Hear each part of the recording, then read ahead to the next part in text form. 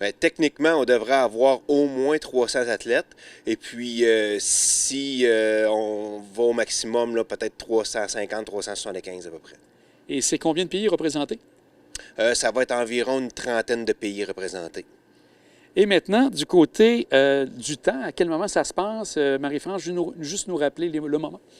Ouais, en fait, la Coupe du monde est du 5 au 9 octobre. Cette année, on profite du fait que le lundi de l'Action de grâce soit congé pour donner une journée de plus à la Coupe du monde. Donc, avec le jeudi, on commence avec des compétitions U23 de cross-country, entre autres avec des athlètes de la région, dont Ophélie Grandmont qui participe. Donc, ça va être un bon moment pour venir encourager des athlètes du coin. Et puis, le vendredi, cross-country, courte piste. Le samedi, le downhill et le dimanche, le cross-country olympique. Et le lundi, on fait la Kido Vélo, qui est la course pour les jeunes de 2 à 12 ans. Donc, on encourage tous les gens à inscrire leurs jeunes qui veulent participer à cette course-là. Et une qualification UCI de Pump Track. Et ça, donc, les gens, c'est les 17 ans et plus qui vont pouvoir participer ensuite, poursuivre la Coupe du monde. Et je crois que c'est en Argentine là, cette année. En fait, la qualification UCI de Pump Track, ceux qui auront la chance peut-être de se qualifier et de partir en Argentine, c'est effectivement des 17 ans et plus, mais la compétition est ouverte aussi à des catégories plus jeunes, les 11-12 ans et les 13 à 16 ans. Donc, les jeunes, les enfants, les ados qui auraient envie de venir s'essayer sur la Pump Track peuvent aussi s'inscrire à la compétition. Aussi, de ce côté-là, bien, on a l'après-vélo, on pourrait dire, plutôt que l'après-ski. C'est vraiment quelque chose de très, très populaire. Donc, vendredi, samedi, dimanche, plusieurs spectacles en fin de journée. Oui, cette année, dans le fond, les après-courses vont être à l'intérieur du centre des congrès, dans la salle sur Roy-Norrois. Et puis, dans le fond, le party comme tel commence autour... c'est ouvert, dans le fond, à partir de 13 heures. Pour les gens, si on a, mettons, de la mauvaise météo, on ne le souhaite pas, mais si on a de la mauvaise météo, il y a des gens qui pourraient garder la Coupe du monde de l'intérieur du centre des congrès. Et puis, les parties le soir vont commencer plus vers 19-20 heures. Et c'est une programmation DJ cette année. Donc, on a plusieurs bons DJ de renom de la région de Québec là, qui vont animer ces parties-là qui sont souvent mémorables. Vous avez parlé tantôt, Marie-France, d'Ophélie Grandmont. Est-ce qu'il y a d'autres personnes qu'on doit retenir qui sont de la Côte de Beaupré qui vont participer aux différentes compétitions durant la fin de semaine? Oui, tout à fait. En fait, on a une belle palette de femmes, essentiellement. Roxane Vermette, qui court élite pour la première fois cette année, qui est de Saint-Féréol. On a aussi Anne-Marie Gauthier, qui est une femme de 39 ans, très impliquée au niveau du club cycliste, qui a été sélectionnée aussi pour participer au niveau élite. Il y a les sœurs Drouin aussi, qui sont du coin, qui, elles, courent U23. Donc, on a plusieurs filles, femmes de la Côte de Beaupré et même de la région très près autour du Mont-Sainte-Anne qu'on va pouvoir venir applaudir sur la ligne de départ et d'arrivée. On peut s'attendre à combien de personnes? Parce que c'est sûr que c'est peut-être pour une première dans votre organisation, mais est-ce qu'on peut attendre des milliers de personnes qui vont être dans le secteur pendant la fin de semaine? Ah, c'est sûr que c'est des milliers. Si on se fie aux années antérieures, si on se fie au fait que le plus gros week-end au Mont-Sainte-Anne de l'année à l'extérieur de la saison de ski est le week-end de l'Action de grâce, on peut penser avoir, avec la belle météo, là, entre 45 et 50 000 personnes là, sur le week-end là, ici. Là. Donc, c'est sûrement une bonne planification à penser d'accueillir tout ce monde-là. Vous êtes en train de regarder tout ça sûrement? Oui, depuis un bon bout de temps qu'on regarde ça, mais effectivement, là, on est dans les détails finaux et puis là, on est dans le moment où on va déployer là, sur le terrain. Là, on commence à déployer dans les prochains jours sur le terrain. Donc, on est dans ce bout-là de planification là, qui est à la fin de l'entonnoir. Là. Ça implique sûrement beaucoup de bénévoles. Êtes-vous encore à la recherche de bénévoles pour vous donner un coup de pouce? On est toujours à la recherche de bénévoles. En fait, on a la chance d'en avoir déjà plusieurs qui se sont inscrits, mais oui, évidemment, on en cherche encore plusieurs.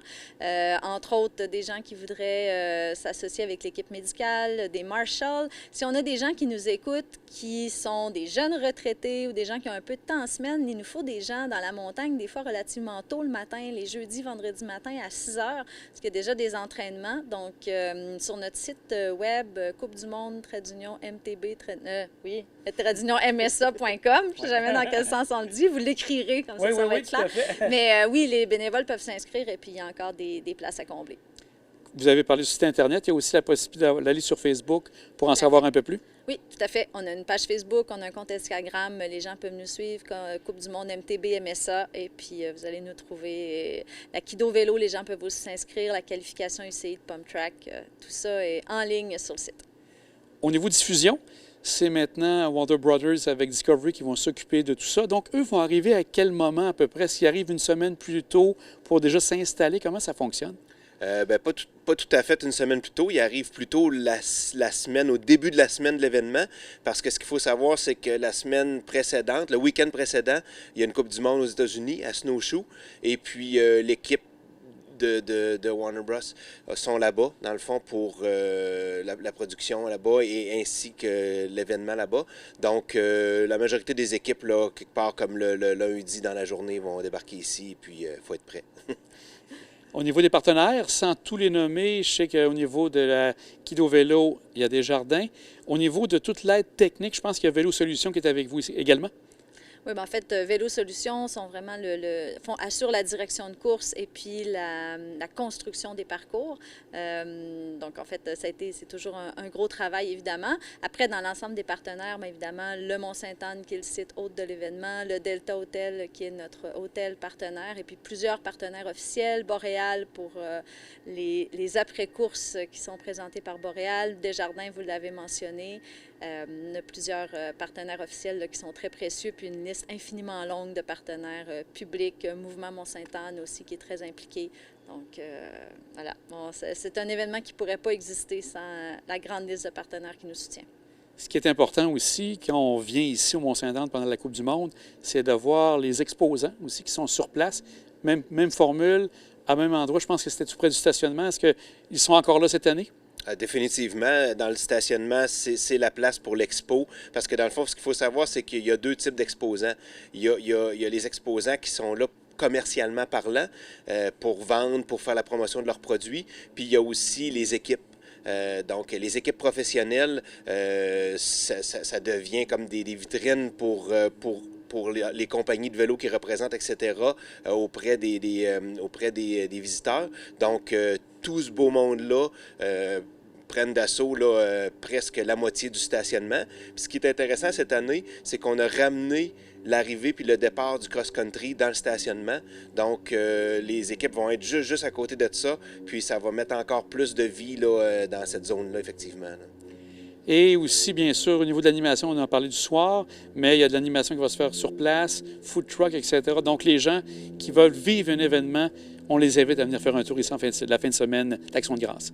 En fait, on invite tout le monde à venir faire un tour, que ce soit les fans de vélo de montagne ou les gens qui ne savent même pas ce que c'est, parce que c'est un beau spectacle à voir, même quand on ne connaît pas ça ou quand on n'en a jamais vu. C'est vraiment impressionnant. Et puis, effectivement, oui, on a une zone avec des food trucks, on va avoir des parcours aménagés pour les enfants, des parcours d'habilité. On va avoir un écran. En fait, on se trouve en ce moment même sur le fameux podium en bois que tout le monde connaît au Mont-Sainte-Anne. Il va y avoir un écran géant supplémentaire qui va être ajouté ici en partenariat avec Red Bull, qui va avoir des DJ aussi en formule 5 à 7, de la musique. Donc, on crée vraiment, c'est vraiment une fête. Yann, Marie-France, on sent vraiment que ça s'en vient, qu'on va avoir un beau week-end. Un grand merci. Si les gens souhaitent vous suivre, donc Facebook, Internet, les meilleurs moyens pour en savoir davantage. Absolument. Oui, c'est clair. Le site web et puis les médias sociaux, vous pourrez noter ça. Il faut aller nous mettre des petits pouces en l'air, nous suivre et nous partager. Un grand merci. Merci à vous. Merci, plaisir. Nous avons pu aussi rencontrer Frédéric Langlois de Vélo Solutions pour nous parler de la préparation des pistes au Mont-Sainte-Anne pour la Coupe du monde de vélo de montagne. Bien, écoutez, en 2 temps, dans le fond, il y a le parcours de descente qui a été, lui, eu des dommages par rapport à l'eau. Donc, on travaille beaucoup sur les drainages pour essayer d'améliorer à ce que la piste puisse perdurer dans le temps. Donc, on travaille beaucoup de ce côté-là. La pluie nous a aidé à voir les problèmes d'irrigation d'eau. Donc ça nous aide énormément. Puis on s'attend également à ce qu'au mois d'octobre, on ait nécessairement quand même de l'eau pour les compétitions. Donc ça nous permet de nous préparer aussi en même temps. Donc on a mis un peu plus de travail que ce qu'on aurait espéré dans la descente. On a dû retravailler avec les pelles mécaniques et tout pour refaire des segments. Mais sur la descente, là, on est bien. Au cross-country, on avait commencé très tôt au printemps les travaux. Donc, on a dû refaire en partie là, des segments qui sont tout simplement disparus avec l'eau. Mais comme on était dans beaucoup de nouveautés pour le cross-country olympique, on a eu un petit peu moins de travail de ce côté-là. Donc, on s'en est sauvé un peu.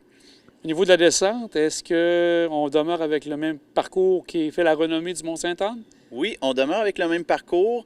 On a quelques segments qu'on va changer. Donc, dans ce qu'on appelle le Welcome to the Rock, qui est la première forêt, dans le fond, du parcours, on a une nouvelle section naturelle qui est en train d'être terminée actuellement. Donc ça, je pense que ça va bien faire l'affaire des coureurs. Puis, sinon, sous la gondole, on a retravaillé mécaniquement plusieurs sauts, donc pour mettre un petit peu plus d'aérien de ce côté-là. Donc, c'est toujours apprécié des coureurs. Mais somme toute, on est sur à 95% dans l'original. Au niveau, vous parliez justement de nouveaux parcours pour le cross-country. Il y a donc le parcours plus court et le parcours olympique. Donc, au niveau du parcours court, c'est un parcours de combien de temps à peu près, au niveau de la distance, je veux dire? On a un parcours d'1 km 1 pour le parcours de short track, de circuit court. Puis, c'est un parcours qui est entièrement neuf par rapport à l'an dernier. Donc, vu le déplacement du départ arrivé, on a repensé un nouveau parcours. C'est un parcours qui est extrêmement large pour être capable de garder les coureurs en peloton. Donc, on va voir comment ça va se durer, mais on s'attend à un tour de 2 minutes et demie au tour. Donc, ça va être très rapide et très intéressant pour le spectacle. Et pour le circuit olympique, beaucoup plus long. C'est une distance de combien? On est à 3,5 km. On est sur le même dénivelé que les années antérieures où on avait un parcours plus long, donc nécessairement plus pentu, donc un peu plus difficile au niveau cardiovasculaire pour les athlètes. Puis on a développé des nouvelles sections. Donc le parcours de cross-country cette année, on a plus de 50% du parcours qui est nouveau. On a revampé plusieurs anciennes sections également. Donc il y a beaucoup de différences par rapport à l'an dernier, mais les commentaires qu'on a jusqu'à présent sont très positifs. Et Frédéric, on va suivre avec grande attention et merci encore de refaire tout ça parce que ça a été sûrement un gros travail à réaliser. Ah, ça fait plaisir. Les équipes sont tellement heureuses de faire ça. On va être bien heureux de voir tous les spectateurs en profiter après. Merci. Merci.